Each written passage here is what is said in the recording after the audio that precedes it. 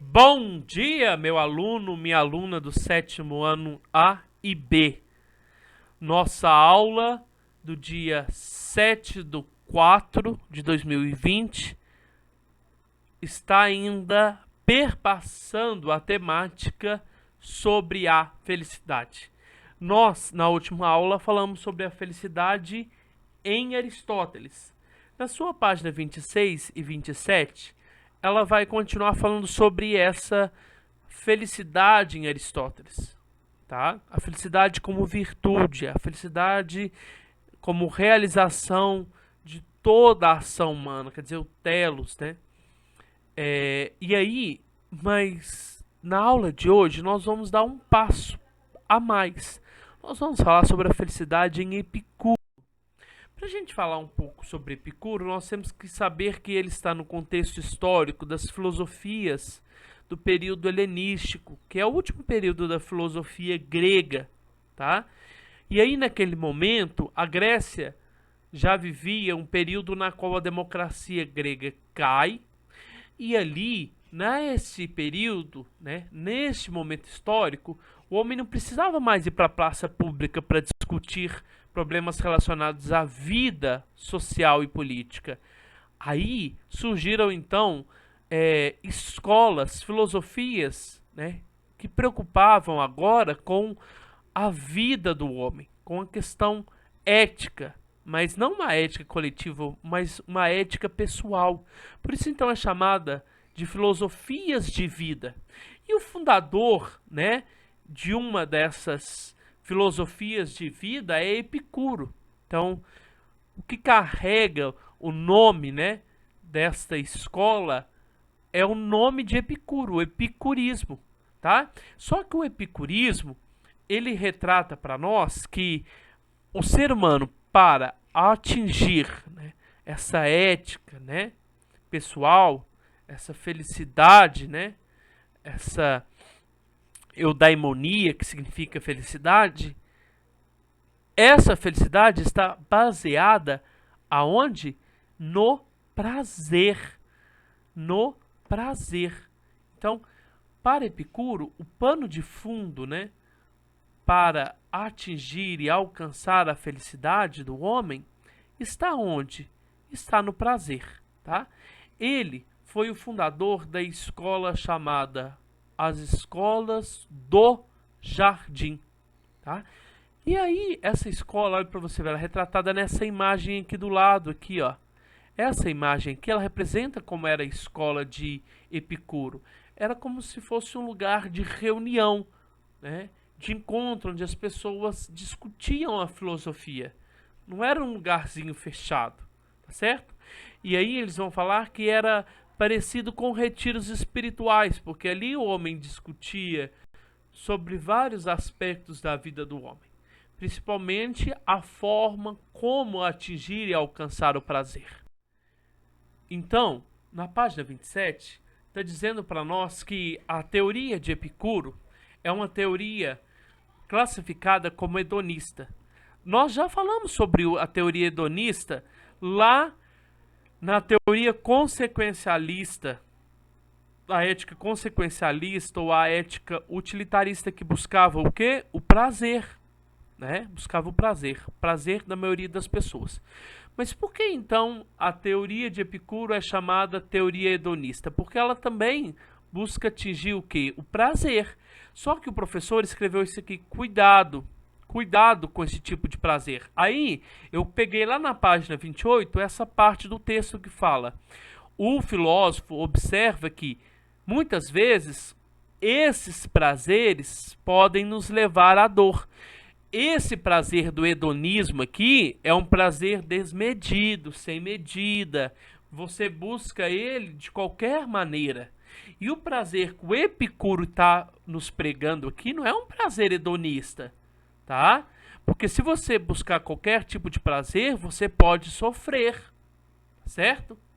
Alguns prazeres, olha lá para você, alguns prazeres que são imediatos podem nos causar dor mais tarde. Então, esse prazer aqui que o Epicuro está dizendo é um prazer diferenciado. É um prazer que deve ser controlado. Então, na página 28, está nos explicando como devemos viver. E o professor já vai adiantar a página 29.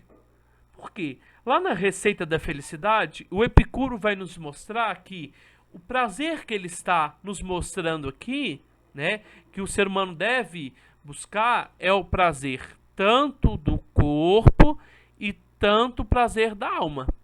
O prazer hedonista, ele não está preocupado se vai afetar o corpo ou a alma. O prazer epicurista está preocupado com um prazer que pode afetar o seu corpo e a sua alma, tá certo? Então, como nós devemos viver, segundo Epicuro? Nós devemos viver buscando prazer. Mas que prazer?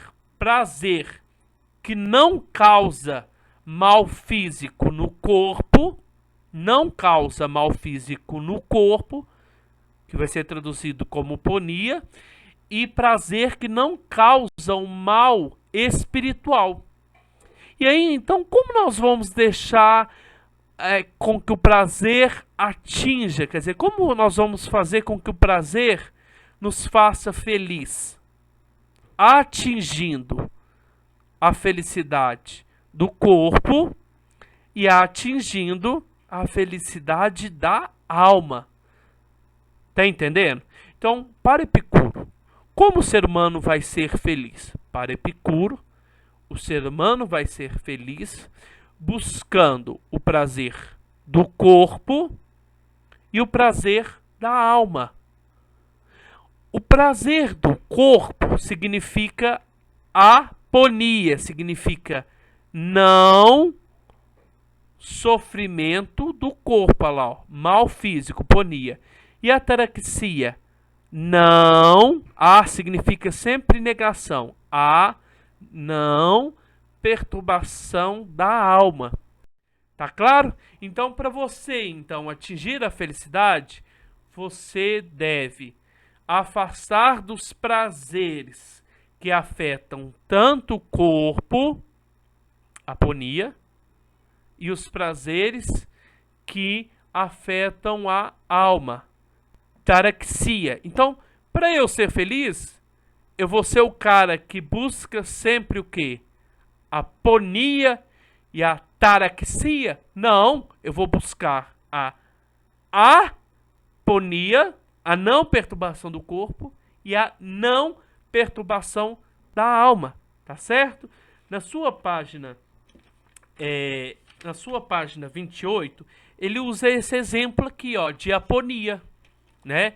Você vai num zoológico e aí você coloca um sapato que tá te apertando, e aí você fica louco de chegar em casa. Quando você chega em casa e tira o sapato, você sente aquela leveza, a leveza do corpo e a leveza da alma. O momento que o seu sapato tá doendo, tá apertando o seu pé, tá causando dor física no seu corpo. Então tá causando o quê? Ponia. Na hora que você tira o sapato, olha para você ver, você está causando a aponia, a não dor física. E com isso, a partir do momento que você não causa dor física, a sua alma aqui, ela também vai o quê? Ela também vai ficar feliz. Ela também vai respirar aliviada. A mesma coisa quando ele supõe aqui, na outra imagem, uma premiação. Olha, a pessoa ganhou um concurso de redação e aí ela ganha uma caixa de chocolate. Delícia, chocolate é tão gostoso, né?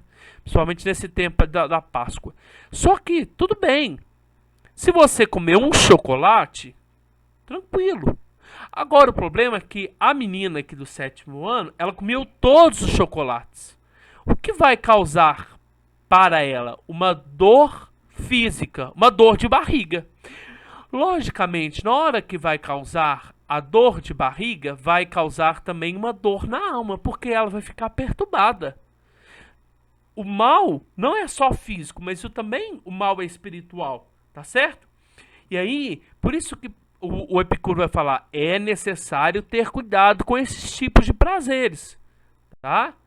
Com esses tipos. E aí, o nosso amigo Epicuro vai separar 3 tipos de prazeres, 3 formas de prazeres. E essas 3 formas de prazeres, algumas vão te levar à não perturbação do corpo e à não perturbação da alma. Por exemplo, essa aqui. Essa aqui, eu sempre devo buscar. Sempre devo buscar. Ela vai causar o que para você? A aponia e a ataraxia. Como assim? A não dor, o não sofrimento, tanto do corpo e tanto da alma. Esse prazer aqui que eu devo buscar de vez em quando, ele vai causar prazer tanto no corpo e tanto na alma, mas ele tem que ser de vez em quando. Por quê? Ao exemplo do chocolate, que se eu usar ele sempre, vou sofrer tanto no corpo e tanto na alma. Agora esse prazer aqui, ó, que nós vamos falar sobre ele nunca deve ser buscado. Por que ele nunca deve ser buscado? Porque sempre ele vai causar sofrimento tanto no seu corpo e tanto na sua alma, tá? Então, quando o Epicuro está falando que existe 3 tipos de prazer, ele vai falar que existem os prazeres naturais e necessários para a sua vida, e que você sempre deve buscar, Mas que tipo de prazer é esse? Olha, o prazer de beber uma água, hidratar o corpo, né? Um suco, outros líquidos, tá certo? Outros prazeres mais importantes, que é necessário para a sua vida, por isso que ele é natural, é comer, se alimentar, né? E também dormir, descansar. É um prazer, olha para você ver o que está falando, é um prazer da sua natureza e que você precisa dele todos os dias. Ele causa tanto bem para o corpo e tanto para a alma. Agora esses prazeres, o segundo tipo de prazer aqui, ó, que de vez em quando eu devo buscar, são os prazeres naturais, quer dizer, naturais é da minha natureza, eu preciso. Só que não é necessário todos os dias eu buscá-los, tá? E aí ele vai citar o exemplo de prazeres naturais e não necessários. Esses seriam aqueles que ainda estão ligados às necessidades naturais de comer, de beber, de se proteger do frio, mas já não possuem claramente um limite tão bem estabelecido, ou seja, elas podem ir além do necessário para cumprir as funções de fugir da dor do corpo e da dor da alma. Aí ele vai falar no âmbito prático, né? O que seriam esses prazeres naturais e não necessários? São aqueles que podem ser aproveitados e desfrutados quando surgir uma oportunidade. Como, por exemplo, comer uma comida refinada. É um sanduíche, é uma comida refinada. Só que se você comer ele todos os dias, comer sanduíche todos os dias, você vai engordar. A mesma coisa de chocolate. Se você comer um chocolate, tudo bem. É um prazer que seu corpo vai agradecer e sua alma vai agradecer. Mas se você comer uma caixa de chocolate numa sentada, vai trazer o quê? Dor física e dor na alma. Então, quando você sente a dor física, logicamente vai influenciar na dor na alma. E o outro prazer que eu nunca devo buscar. Aí ele vai falar que esse prazer que nunca eu devo buscar, ele não é da minha natureza e é não necessário. Quer dizer, não é aqueles prazeres naturais como beber, dormir, se alimentar, né, proteger do frio. Esse prazer aqui eu sempre preciso do outro, tá? Esses prazeres aqui eu nunca devo buscar. Por quê? Porque eu sempre vou precisar do outro para que esse prazer ele seja atingido. Olha lá para você ver na sua apostila. Esses prazeres, eles vão causar muita perturbação na alma, causando mais sofrimento do que real prazer. A fama, a glória e a honra seriam esses tipos de prazer, uma vez que depende mais das outras pessoas do que de si próprio. Como, por exemplo, olha, todo mundo vira para você e fala assim, nossa, você é muito bonito. E aí você amanhã precisa do outro para virar para você e falar assim, nossa, você é muito bonito. E aí você precisa do outro para virar para você no outro dia de novo e falar assim, é muito bonito. E o dia que a pessoa vira para você e fala assim, e esquece de falar que você é bonito? Aí você fica sofrendo. Sofrendo. Tá vendo? É uns prazeres que não te levam a nada. Por exemplo, a riqueza não te leva a nada, o poder não te leva a nada, o prestígio não te leva a nada, tá? Te leva o quê? Ah, leva eu ter mais dinheiro. Ah, mas ter dinheiro pra quê? Pra comprar. Mas comprar pra quê? Tá? Às vezes, o dinheiro vai lhe causar mais sofrimento do que alegria, tá certo? Então, o Epicuro, ele vai separar o prazer dessas três maneiras: os prazeres naturais e necessários, que eu sempre devo buscar; os prazeres não naturais, desculpa, os prazeres naturais e não necessários, que de vez em quando eu devo buscar. Por que de vez em quando? Porque é da minha natureza, é uma necessidade minha. E os prazeres não naturais e não necessários, que eu nunca devo buscar, porque vai perturbar sempre. Agora, na página 29, o Epicuro vai nos dar uma receita da felicidade. Voltando àquilo que eu já falei para vocês. Como eu vou ser feliz? Como eu vou obter a felicidade? Das duas maneiras necessárias, que é buscando a ausência da dor do corpo e buscando a ausência da dor da alma. Buscando a ausência da dor do corpo, aponia, e buscando a ausência da dor da alma. E aí ele vai falar que na vida, né, o ser humano consegue facilmente atingir, né, a dor do corpo. Ele tem que controlar esse corpo, né? Só que às vezes o prazer da alma é algo mais complicado. Olha lá, segundo Epicuro, uma vida simples, uma vida equilibrada, regrada, seria o suficiente para tornar uma pessoa feliz. Uma vez que no ponto de vista da aponia, quer dizer que é os prazeres do corpo, o prazer ele é facilmente atingido por meio de tudo que a natureza nos oferece. Por exemplo, a natureza nos oferece lugar para nos abrigar, né, dormir, lugar para a gente se alimentar, comida, lugar para a gente matar a nossa sede, a própria água. Então, esses prazeres que vão causar a aponia é facilmente encontrado na natureza. Mas os prazeres que são ligados à ataraxia, ao aspecto da tranquilidade da alma, não é facilmente encontrado. E aí, o que o Epicuro vai nos fornecer? Uma síntese, né? Uma síntese para a gente atingir o quê?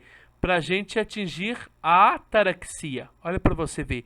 Como ele vai chamar essa síntese, né? Essas 4 lições para a gente alcançar a paz de alma, a paz de espírito. Isso aqui, ó, de tetrafármaco, tá? Tetrafármaco significa os 4 remédios para a gente combater os males do mundo e com que a nossa alma, então, atinja a felicidade. Quais seria essa receita, né? Quais seria, então, esse tetrafármaco, né? Esses 4 remédios para nós atingirmos a felicidade. O primeiro tetrafármaco, na sua página 30, está dizendo o seguinte: não devemos temer os deuses. Eles são felizes e não se preocupam com a vida humana. Para Epicuro, os deuses seriam perfeitos, bondosos. Ele nos criou, os deuses nos criaram, tá? Só que os deuses estão nem aí pro ser humano. Ele só nos criou, nos deixou aqui. Então, outra coisa que nós temos que ter em mente, que para Epicuro não existe vida após morte. Não existe. Então, por que eu vou ficar lá adorando, fazendo homenagem aos deuses, sendo que ele não nos vai nos recompensar na próxima vida, tá certo? Então, por que eu vou ficar preocupando-se com os deuses? Né? Olha lá, ele afirmava que as preces e oferendas feitas aos deuses, por medo ou por qualquer ou algum pedido, de nada adiantaria, pois os deuses não conheceriam o mundo imperfeito em que os seres humanos vivem. E também não vai ter vida pós-morte. Então não precisa ficar preocupando se os deuses lá da mitologia grega vai nos salvar. O segundo, ele vai falar assim: não devemos temer a morte. Com a morte, os átomos se dissipam e com isso nós não vamos sentir nada. Ele vai falar que a vida consiste de sensações, isto é, um ser vivo só é dito vivo porque ele sente as coisas. No momento que a morte chegar, os seus átomos, ele fala que a sua alma, o seu corpo é feito de átomos. Na hora que a morte chegar, esses átomos vão se dissipar, vão se separar. E aí, logicamente, nós temos que lembrar que não vai existir vida pós-morte. Então, por que eu vou ter medo da morte? Não preciso ter medo da morte, tá? Não preciso ter medo da morte, porque ela é a finalização dos meus sentidos. O terceiro tetrafármaco está falando o seguinte: é possível o quê? Suportar a dor. Por quê? Por que é possível suportar a dor? Você tem uma dorzinha de cabeça, tá? Logicamente, essa dor de cabeça, ela vai passar, tá certo? Ela é fraca, é uma dorzinha fraca. Você talvez pode até tomar um remédio e ela passa. Agora, quando a dor ela for de uma duração bem grande, tá? Ela não para, é sinônimo então que você está chegando próximo da morte. E aí, na hora que você chegar perto da morte, quando a morte se fizer presente, você já não estará presente mais. Olha lá para você ver. Apesar da afirmação de que não se deve fugir da dor, Epicuro afirma que é possível suportá-la, pois a dor ela é fraca ou ela é forte, a ponto de passar rápido, no pior dos casos. Uma dor muito intensa levará no máximo. Quer dizer, que máximo é esse? A morte. O que não é o mal, como já foi dito. Então a morte não é o mal. Para que eu vou ficar preocupando com a morte? Tá? E o último aqui ele vai falar que o prazer está à disposição de todos. É possível ser feliz? Sim. Olha para você ver. Sim, é possível ser feliz. Como? Através do prazer. Mas que tipo de prazer é esse? Os prazeres naturais e necessários para a sua vida.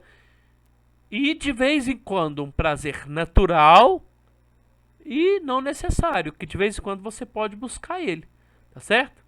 Então, o que significa ser feliz? É afastar de tudo aquilo que perturba tanto o corpo e tanto a alma. Então, na página 31, o Epicuro vai nos concluir o seguinte: o que é ser feliz então? Você já sabe o que é ser feliz. Ser feliz é afastar das dores do corpo e buscar a aponia. E buscar a não perturbação da alma. Então, como eu vou buscar a aponia? Buscando os prazeres naturais e necessários. E afastando dos prazeres não naturais e não necessários. Então, como eu vou atingir a ataraxia? Buscando, então, através do tetrafármaco, que são os 4 remedinhos, uma forma de atingir a não perturbação da alma, que é não temer os deuses, não temer a morte, suportar a dor e atingir o prazer. Mas quais prazeres? Os prazeres não naturais e não necessários. Então, o Epicuro vai falar que quem atinge a felicidade é o sábio. Por que o sábio? Porque o sábio afasta-se das dores do corpo e das dores da alma. O sábio, então, busca a não perturbação do corpo e o sábio busca a não perturbação da alma. O sábio decide por si mesmo porque ele tem equilíbrio, né? Qual é a melhor forma de agir? Mantendo-se inabalável a qualquer perturbação do corpo e da alma. Isto é, aquele que possui ataraxia e aponia. Tá claro? Então, para ser feliz, você deve buscar a aponia e a ataraxia. A aponia, através dos prazeres naturais e necessários, e de vez em quando um natural e não necessário, e através da não perturbação da alma, através do tetrafármaco, dos 4 remedinhos, né? Dos 4 remedinhos. E aí agora, para finalizar a aula de hoje, você vai fazer a tarefa no seu caderno de tarefas, na página 33, as questões 6, 7 e 8. Desejo a todos uma feliz Páscoa. Um grande abraço, fiquem com Deus. Se precisar, estou aqui, tá certo? É só me chamar. Beijos.